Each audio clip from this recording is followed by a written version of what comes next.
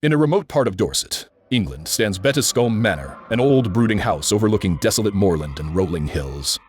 For over 300 years, the manor has carried a terrifying legend. Versions of the story suggest he was bound to Azariah, either by debt or by an unspoken loyalty, and he was brought to Bettiscombe to work in the manor.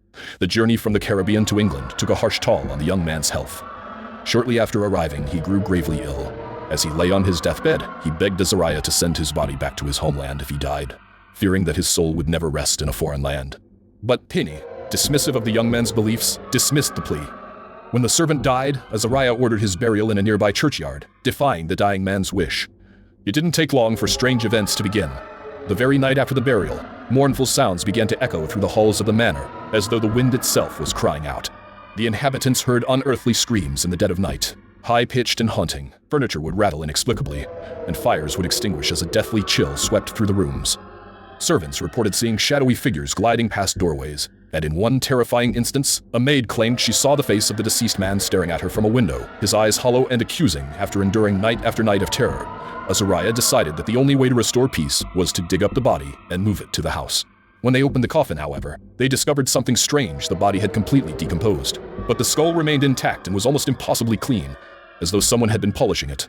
Despite the horror of the situation, Azariah brought the skull inside and placed it in the attic, thinking it might finally lay the restless spirit to rest. Yet the disturbances did not cease. Every time someone tried to remove the skull from the house or dispose of it, the hauntings grew worse. Several accounts from the 19th century speak of people who attempted to discard the skull only to face terrifying consequences. One story tells of a visitor to the manor who mockingly threw the skull into a nearby pond, dismissing the legend as a mere tale. That night, he and the entire household were jolted awake by bone-chilling screams that tore through the manor, echoing off the walls as if the house itself were crying out. The wind seemed to howl louder, and a wild storm tore through the area, rattling the windows and shaking the very foundations of the building.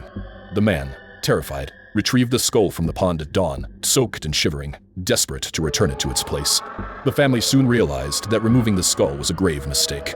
They began to treat it almost like a relic, giving it a prominent spot on the mantelpiece in the main hall. Despite the eerie atmosphere, they believed this was the only way to appease the spirit. In time, the manor's residents became accustomed to the skull's presence, and few dared to touch it, let alone move it. Some even believe the spirit of the man is still searching for a way home, forever bound to the place he was buried against his will. The screaming skull remains as a reminder of the curse that was laid upon the manor, a warning to all who enter that a broken promise has consequences that linger, even beyond death.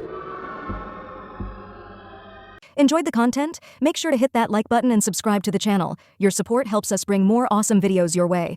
Don't forget to click the bell icon to stay updated with all our